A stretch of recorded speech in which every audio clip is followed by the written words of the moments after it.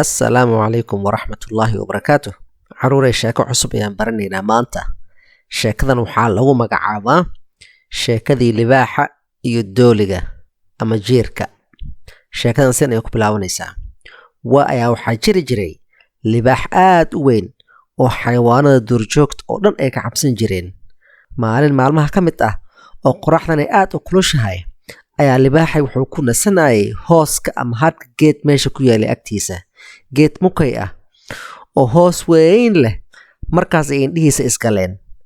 Dooli yar oo meesha maraya ayaa wuxuu bilaabay inuu ku ciyaaro libaaxa meesha ku hurday, asagoo korkiisa fuulay sanka ilaa indhihiisana ka taataabanayay afkiisa.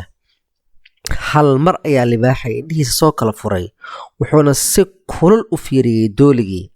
Dooligii ayaa aad iskugu naxay. Libaaxi ayaa ku qayliyay, yaa kuu oggolaaday inaad dushayda iyo madaxayga fuusho?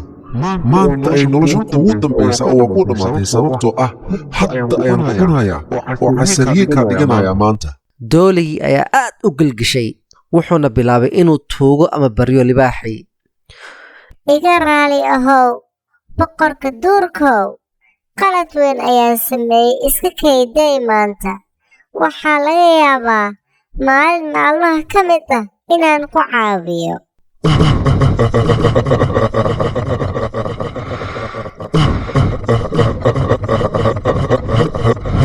Libaaxii ayaa qosol ku dhuftay, wuxuuna yidhi, adoo sidaan u yar una tabar xun miya anigii caabinaya?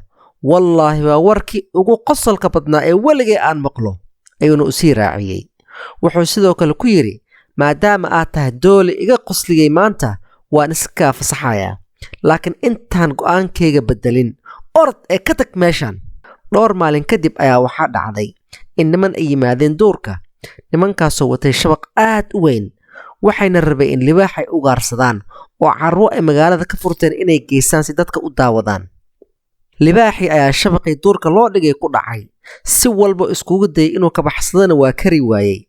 Libaaxii oo shabaqa ku dhex jira ayaa meesha waxaa soo maray dooligii oo maalintii uu iska fasaxay. Doolig ayaa arkay libaaxii oo dhibaato weyn ay haysato. Markaasuu soo orday, wuxuuna bilaabay inuu googoosto shabaqa xarkii uu ka samaysnaa. Sidaas ayuuna libaaxii ku badbaaday. Caruurey, cashirka sheekadan aan ka barnayn ayaa waxay tahay in qof walba oo ixsaan aad u gasho, in maalin uun ixsaankaas laga yaabo inuu wax kuu taro. Sababtoo ah haddii aad xoog leedahay, waxaa laga yaabaa in maalin xoogaaga wax uu kuu tari waayo oo qofkii liidan aad caawisay in aad u baahato oo kaalmadiis ay wax weyn kuu tarto. Caruurey, sheekadan halkan ay noogu eg tahay. Ilaa sheekada dambe aan ku kulmi doono, waxaa idinkaga tegayaa assalaamu calaykum waraxmatullaahi wabarakaatuh.